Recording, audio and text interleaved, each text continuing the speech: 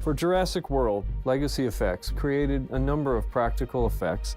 Some were created to dovetail with the digital work of ILM, and some of them were standalone pieces.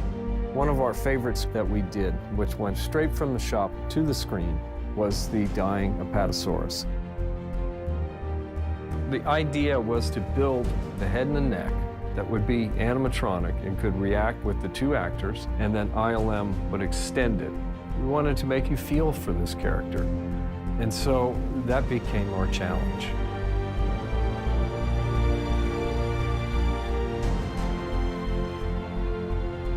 We start out with a 3D design. This is milled out of foam.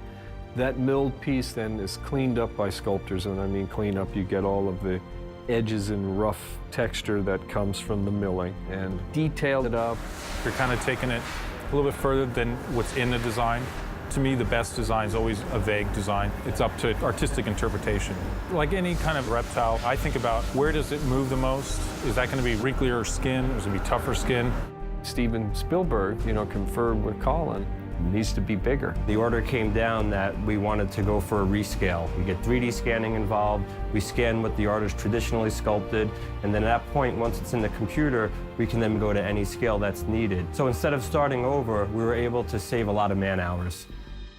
Once that's completed, it goes to the mold department. You want to talk to the artists, you want to talk to the mechanics, and then start breaking it down, which means how am I going to split this sculpture up into workable mold pieces that we can use to create the creature. We mold the sculpture by laminating multiple layers of fiberglass cloth with an epoxy resin. Once the mold is done, we have two halves, and now we have to core it. So we take clay and we lay that clay into the mold. We fiberglass inside of that clay. And what that does is create a void in between those two pieces of how thick the skin will be in those various areas. It's made with old-fashioned foam rubber, which has been around since The Wizard of Oz. Different formulas, but it just works well. Basically, you're whipping air into the latex. The more air that we put into the foam latex, the softer it is, and this was an animatronic skin, so we needed super soft foam in the face. And for the neck, we needed something a little bit more durable. We inject from the bottom, and the foam's gonna rise. We put bleeder holes every couple feet so we can see where we're at as far as material goes. Let that gel, move it to the big oven, cook it for 12 hours overnight, and the next morning we have a dinosaur.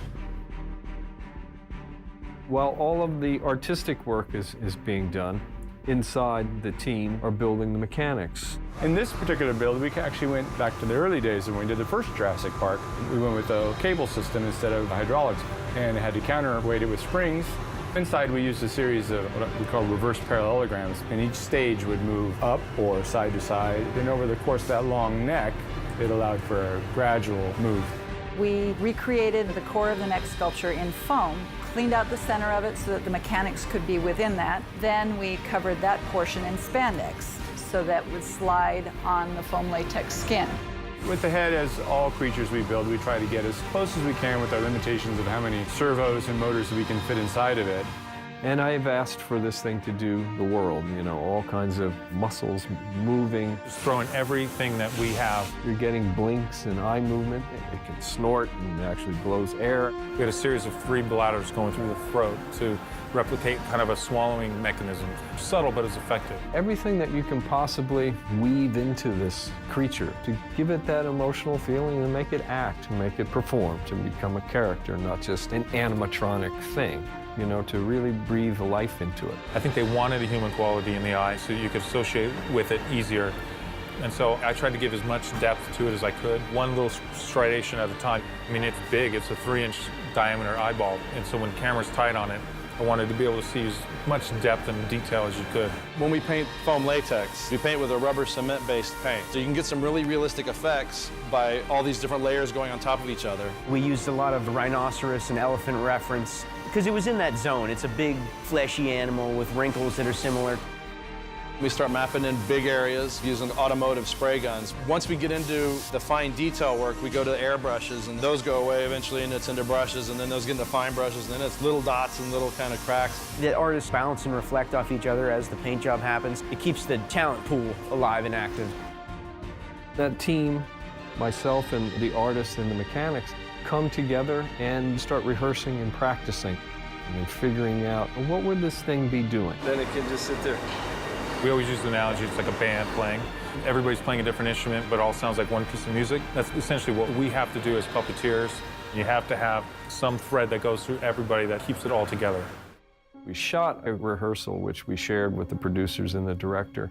And I think it became reassuring to them how emotional the scene could be.